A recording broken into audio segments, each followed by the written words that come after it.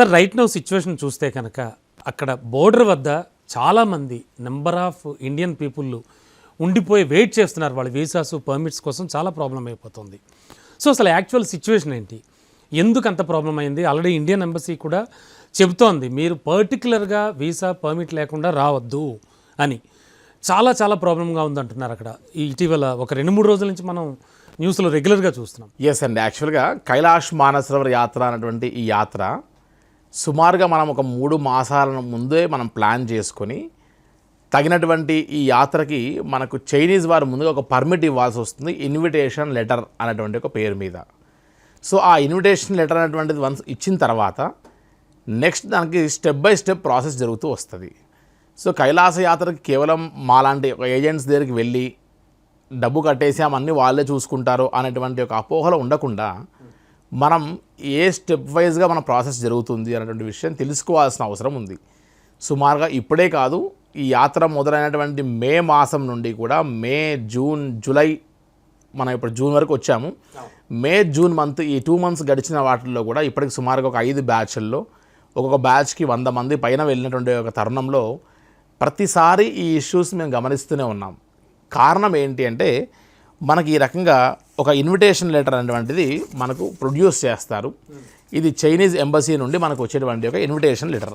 So ఈ invitation లెటర్లో సుమారుగా ఎంతమంది అయితే ఉంటారో అంతమంది యొక్క నేమ్ లిస్ట్ ప్రకారంగా మనకి ఈ ఇన్విటేషన్లో మనల్ని కైలాష్ మానసరోవర్ యాత్రకు సంబంధించి ట్రావెల్ చేయొచ్చు అని ఈ రకంగా ఒక ఇన్విటేషన్ లెటర్ అని పిలిగ్రిమ్ నేమ్స్ అన్నీ కూడా ఇచ్చేస్తూ ఏ బార్డర్ నుంచి ఏదర్ బై రోడ్ రూటా లేకపోతే హెలికాప్టర్ రూటా అనేటువంటిది చాలా క్లియర్గా మెన్షన్ చేస్తారు దీంట్లో.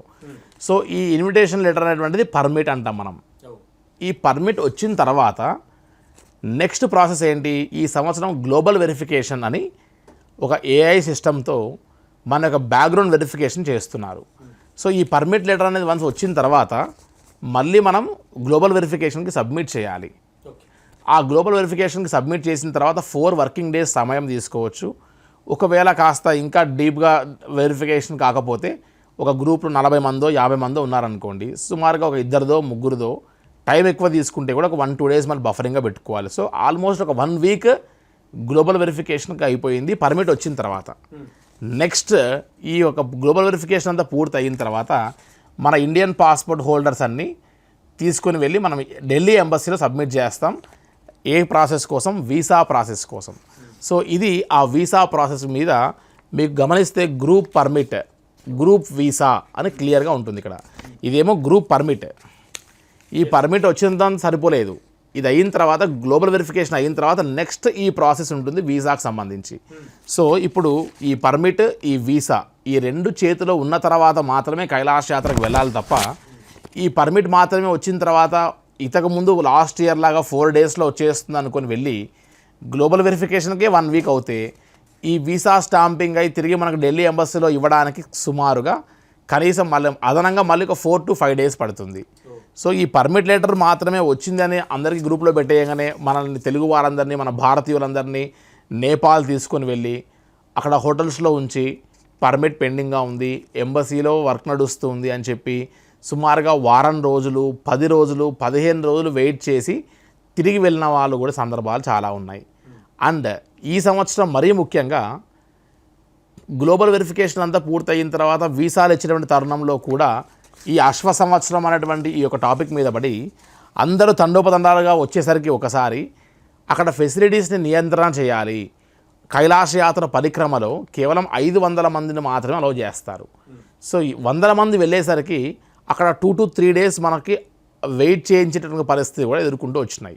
కాబట్టి వన్స్ హైదరాబాద్ నుంచి కానీ మన భారతదేశం నుంచి ఏ ప్లేస్ నుంచి ట్రావెల్ చేస్తున్నా సరే అసలు ముందు పర్మిట్ వచ్చిందా, వచ్చి ఉంటే ఈ పర్మిట్ లెటర్ని వాట్సాప్ పంపించండి అని చెప్పడగాలి.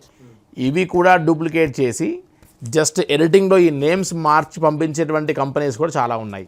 సో ఆ డాక్యుమెంట్ని అథెంటికేటెడ్ డాక్యుమెంటా కాదా, దీనికి సంబంధించినటువంటి ఒక ప్రూఫ్ కూడా మనం తీసుకోవచ్చు. మనం ఇవాళ రేపు ఎన్నో యాప్స్ వచ్చున్నాయి, మనకు స్కాన్ చేస్తే ఇది డాక్యుమెంటెడ్ ఫోర్జర్ చేసిందా ఇంకేంటి అనేటువంటిది తెలుస్తుంది క్లియర్గా. సో అది జాగ్రత్తగా చూసుకున్న తర్వాత ఎప్పుడైతే గ్రూప్ పర్మిట్ అప్లై చేసిన తర్వాత గ్లోబల్ వెరిఫికేషన్ పరిస్థితి ఏంటి అన్నది కూడా మనకు రిపోర్ట్ వస్తుంది. అవుట్ ఆఫ్ 49 పర్మిట్స్లో ఎంతమందిది గ్లోబల్ వెరిఫికేషన్ అయిపోయింది, ఎవరెవరిది పెండింగ్ ఉందో కూడా తెలుస్తుంది. ఆ పెండింగ్ డేటా చూసుకున్న తర్వాత నెక్స్ట్ వీసాస్కి అప్లై చేశారా, చేసి ఉంటే ఇలా వీసా కాపీ వచ్చిందా, వచ్చి ఉంటే ఇవి మళ్ళీ కాఠ్మండు అయినా రావాలి, లేకపోతే బై హెలికాప్టర్ రోడ్లో వెళ్తుంటే లక్నో ద్వారా నేపాల్గంజ్ అయినా సరే రావాలి.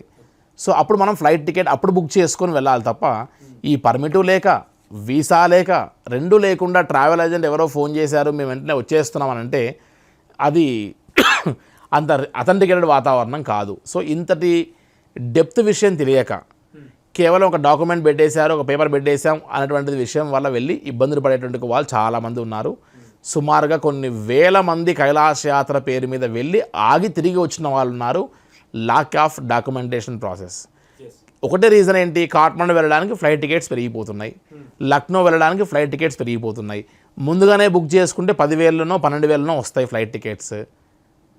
కాబట్టి ఎప్పుడో బుక్ చేసుకుందాం అనేటువంటి ఆలోచనలో పడి ఎప్పుడైతే ఏజెంట్ని బాగా ప్రెజర్ చేసినప్పుడు సరే వచ్చేయండి అంటాడు వాడు. అక్కడికి వెళ్ళిన తర్వాత రోజుకి 5,000 రూపాయలు కట్టుకొని మళ్ళీ 5 స్టార్ హోటల్లో 4 స్టార్ హోటల్స్లో ఉండాల్సిందే కదా. ఆ అదనపైనటువంటి డేస్ వాడు పెట్టుకోడు. సో అక్కడికి సుమారుగా ఒక 80,000 నుంచి 90,000 మరి అదనంగా మన హోటల్స్కి పెట్టుకోవాల్సి వస్తుంది.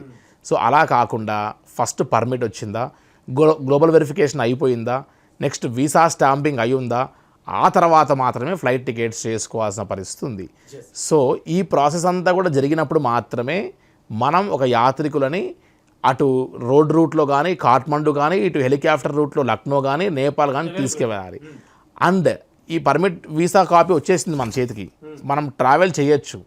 ట్రావెల్ చేసేటప్పుడు కూడా ఫ్లైట్స్, హెలికాప్టర్స్, హోటల్స్, మానసరోవరం దగ్గర పరిక్రమకి, మానసరోవరం దగ్గర స్టేస్కి, కైలాస యాత్ర 3 రోజుల పరిక్రమకు కావాల్సిన పర్మిట్ ఆ రోజు దొరుకుతుందా లేదా ఇన్నిటిని చెక్ చేసుకొని అప్పుడు ఒక బ్యాచ్ని మనం మూవ్ చేయాలి.